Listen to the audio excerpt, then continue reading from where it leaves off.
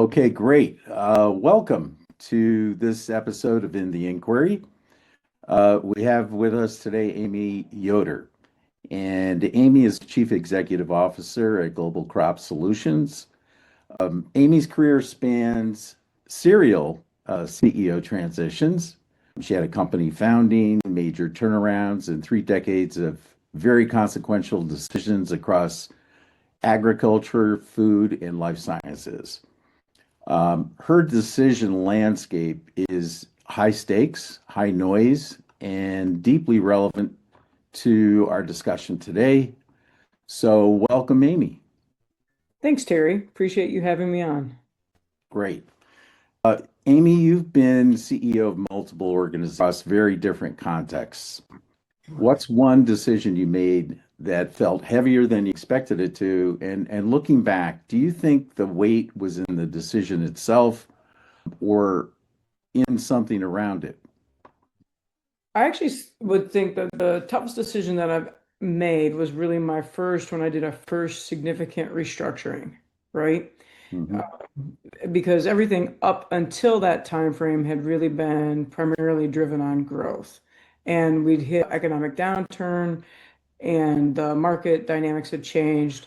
And so that resulted in having to make decisions on exiting businesses as well as transitions for people.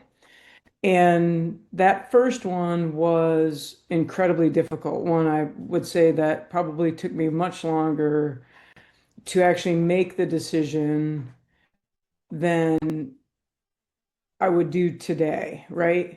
So what happened and why that was I didn't have the experience. And so the experience from that decision actually, the company ended up in a much better place. The division that we sold ended up with another buyer that were fit very, very well with what they were doing. So that actually worked out really well. And then people that we transitioned, I'm actually still in contact with quite a few of them, and they've all ended up in very positive experiences. So what I learned is if the decision is made for the right reasons with the right logic and quite frankly the right communication going forward, it generally turns out very, very well. And so that's shifted my thought process on tougher decisions as I've gone forward. Hmm. So what made it so hard to resolve? Was there a moment when it finally cleared up? Well, I mean, you're making decisions that that was the first time. I mean, and I was young. I was like in my late 30s. That's the first time where I'm saying, hey, I'm recommending. I don't think this business is something it was at once a core business to the company that I was with. I don't think this business is necessarily core for us anymore. We do this over here better. And then because of that, you're impacting livelihoods, right? From a variety of different angles. And that's a weighty decision. Did you have a sense at the time of what was making it weighty, or that just became visible later? It actually became much more visible later, and it's really the emotions behind it, not necessarily the economics. The economics were pretty clear. It's the emotion was a legacy business. It was people that had been in the organization a long time. And then there's also the risk or the unsurety of once you make this decision, because it was still a bit of a cash cow, it just wasn't the growth engine that we were really looking for. But once you make this decision, you've made this decision, so you're now living with it, right? And so you're hoping that you made the right one. And so, that's much more of a high stakes type of decision. So can you think of a time when the anticipated consequences of a decision started to feel more present than the decision itself? Where were you? I mean, in some sense, already living in the futures each option would create. So the way that I think about decisions like that, I actually usually weigh them out strategically, right? So I always call it you have the numbers, right? And the numbers kind of lead you to a place where you're thinking about whatever it's going to be. I'm either going to invest in this for more growth, or maybe I'm going to cut this, or I'm going to shift this over here, or maybe I'm doing a headcount reduction, or maybe I'm hiring, right? So any of those kind of scenarios. Those are generally, bigger type decisions. They have a lot of impact in terms of dollars as well as people, and then also your organizational structure and your culture, right? So the way that I kind of noodle through this, for lack of a better term, is the numbers are always usually pretty clear. But then what I try and do strategically walk through the options in my head, right? I don't really have a great methodology. Like I more or less lay out, if we do this, these are the 4 or 5 positive things that will happen with this. These are the 4 or 5 negative things. And so then I really just look at the pros and the cons. And almost always the right decision will end up with much more pros than cons. And I've never been in a situation where it's like even. It becomes pretty clear. But it allows you to think about what are the impacts of the strategy, right? So I sell this off, and then the pros of it are we're leaner and lighter. The cons are we've lost our cash cow. But with that, we've also lost a significant working capital or whatever it may be, right? I'm just making some things up now, and it makes a big difference. So that's how I work through those kind of. Mhm. What that feel like in your body? I mean, when the stakes bending, how you're seeing those options. You get like a pit in your stomach. That's how I always describe, right? And then when the pit goes away, you're pretty much there. You're probably in a good spot. Was there a way you found to step back from that to evaluate the decision on its own terms without the consequences crowding in? I mean, yeah, I mean, to me, you can separate all of those pieces out and you can just kind of look at the numbers. But I think that if you make decisions just based on that and don't take into consideration all the consequences, then you're actually not making a holistic decision, right? Not on something significant like that. And you tend to overlook a detail. And so I try to be able to make quick and be decisions and to be fairly decisive, but I want to make sure that I've also not glossed over something that could be critically important. So there's kind of there's a balance there. Yeah. So you've founded a company and you've led several established ones. Hmm. How does decision making feel different in each context? Specifically, the relationship between what you're committed to in the past and what you can see clearly in the present. So founding a company, that's very different than having something established, right? So when you're founding the company, there is for us there was a technology, there was a vision where we wanted to be from a commercial aspect, and then it was really the steps of taking it from a lab type method really to a product, right? So all of those pieces, and there's phases in each one of those. Um, I think to me that was the biggest learning from a corporate standpoint. There was no culture, you created it, right? Mhm. Was no established way of doing anything. There isn't any established way of doing anything. You need an AP process. You need to create one, right? Never been one before. So simple things that you think of are standard when you're a founder, all of that stuff is brand new, right? And it's actually what I learned from it is made a few steps early, but what I learned from it is you need to think about it in terms of the scope of the business that you have today, but also the basis in terms of a foundation that you want to create for the business in the future, Mhm. right? And we grew that startup we had 5 employees when we started and about 250 when we left. Mhm. So it grew Wow. pretty rapidly over that time frame. It was close to 10 years, real close to 10 years. And so the missteps we made early, and one of them was like on accounting and how we did the controller, taught me a lot about how I wanted to, as we grew into different pieces, what I was looking for. So when I looked for people to start things, I looked for builders and creators, right? Meaning they really like to go in and create the process and the SOP. But in all reality, they may not have ended up leading the department later. They might still be with the company, but you might have brought somebody in that was more strategic a little bit later. Not necessarily, but sometimes you did. And you had to kind of be comfortable with that. So the people you start with are not the people you end with, because you actually need different skill sets along the way from building. When you're in an established company, you actually have the culture that's been established there, both what's been written down and actually what happens, right? Mhm. And so you always, anytime you make a change or a decision, you're thinking about those pieces, what's already there, what's been established, how that goes forward. And so that's a slightly different set. And what are the impacts of that? Brilliant, brilliant.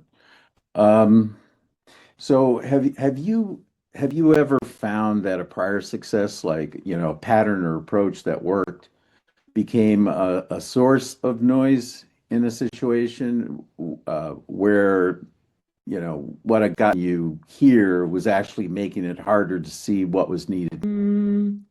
Not so much like that you're describing from a past. What I have learned, right? And as with everything, you learn through things that didn't work out 100% the way that you wanted them to, Hmm. um, is that you can't assume just because it may be the same industry or the same market, because I've stayed pretty adjacent to, the same industry for my whole career, um, that the reactions are exactly the same. So when you make a decision on one, you actually have to have to really think about what's going on at that time frame, right? Because things change.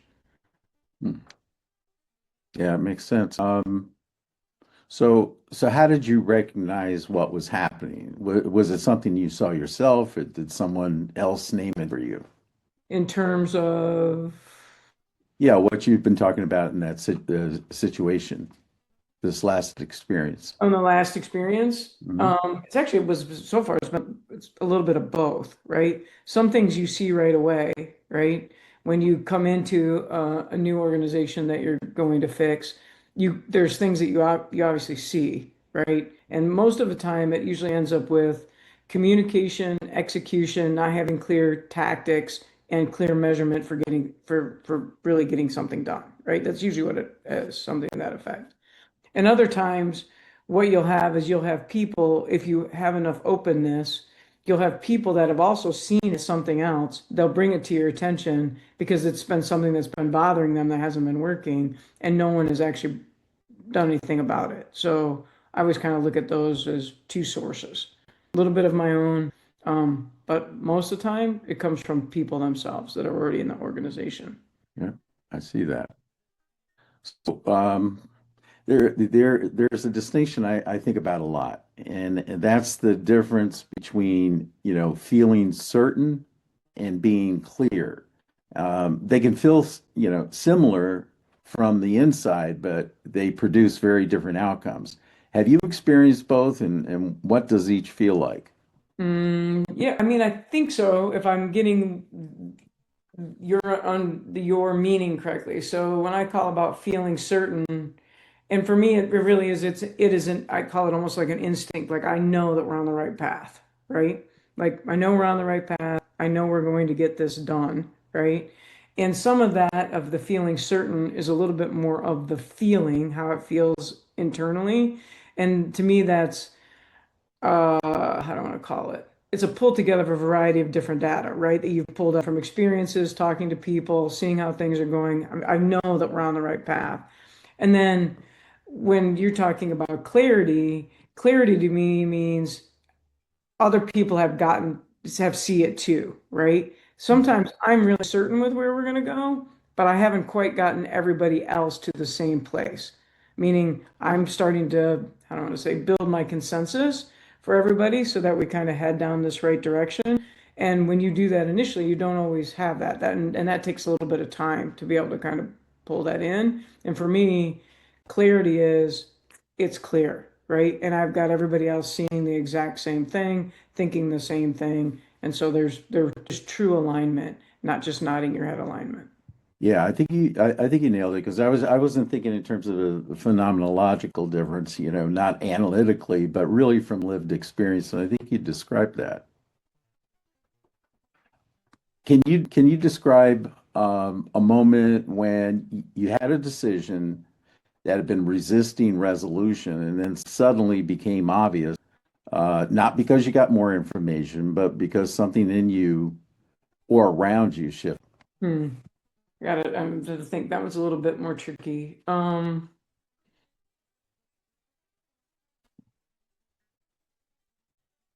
mean, not sometimes not necessarily more information, but I would say more perspective, right? I think I have had decisions numerous times over the years which are, I think that we're headed down the right path, or I feel like it's the right path. And then, some different perspectives come in, right? And those perspectives are always valuable.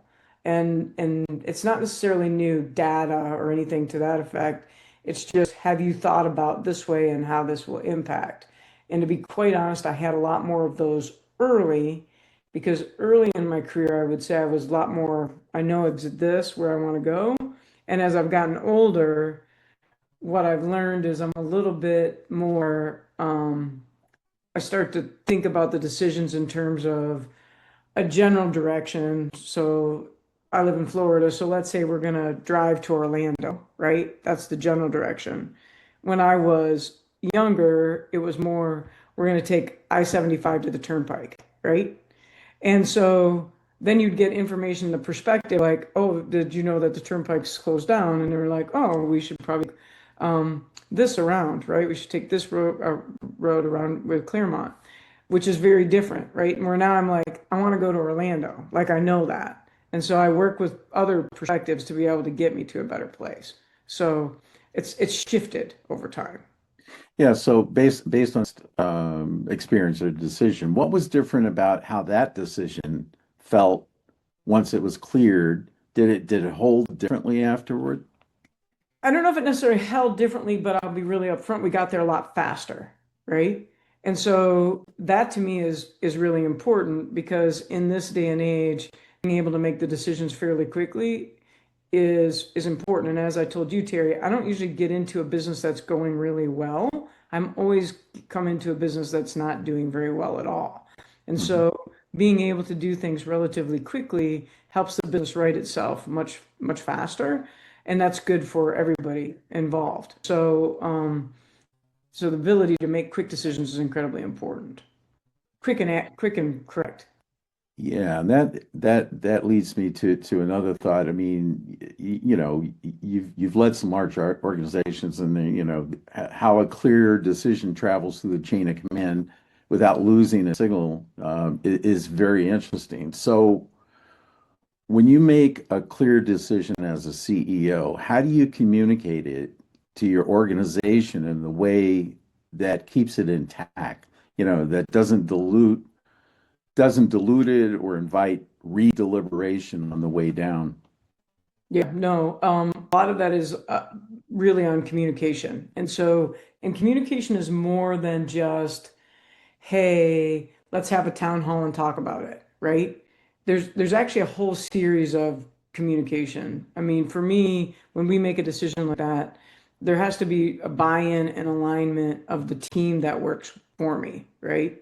And that usually starts once let's say we've made whatever we're going to make, um, we meet together and walk through, and we've done this because we've done over time, pros and cons, everybody's where they are. And then then I actually clearly state it. This is the decision that we've made. This is how we're going to execute it, right? And then I actually go around and ask everybody to repeat it. And that's important, right? Because sometimes the vernacular can change. And the reason it's important is if it's a significant decision, we'll do it at a town hall. And then when you communicate that, the way I think about it is very clear and consistent and simple, um, bullet points. This and always what we're going to do, how we're going to do it, when is it going to happen, and who is impacted. Because if you don't have those answers, that causes a lot of speculation. And I personally would rather have those answers on the front end. Mhm.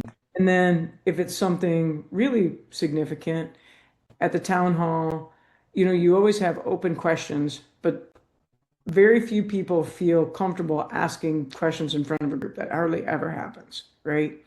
And so other ways that I've done it is I've broken into smaller groups where we have a little bit more of like a you know a smaller group that where you could ask questions, or those leaders that I have will have their own breakouts following, right? Mhm. Following these groups. And then I will join them. And I'm there for backup and a specific question, right? Because then you get a little bit more comfort from that standpoint. But that tends to work out great. Is it perfect? No. But has it stopped a lot of the I call it the speculation or the noise that comes on around that? Yeah, pretty much. And then you have to be consistent and stick with the decision. And the reason I say that is I've been involved in a number of organizations where they said they were going to do something and then never did it, right? And so then when you do that, then no one gives you any credibility for anything that you actually ever say. So you actually need to follow through with what you say. Yeah, that's a really very insightful. It's a brilliant assessment of it. That distinction that you're making and how that decision is carried. So, have you seen a clear decision arrive at the execution layer as something different from what you decided? What happened and how did you recognize it? No, I've actually personally never experienced that. I mean, that's something to me that's incredibly important is making sure we follow through on what we're going to do. I have come into organizations where I have dealt with the aftermath of it not happening, Hmm. where everybody they always say we're going to do this, but we've never done it. We've been doing it this way forever, right? Whatever it may be. Those kind of things I've walked into many times. So what do you protect now and how you make decisions that you didn't know to protect earlier in your career? Hmm.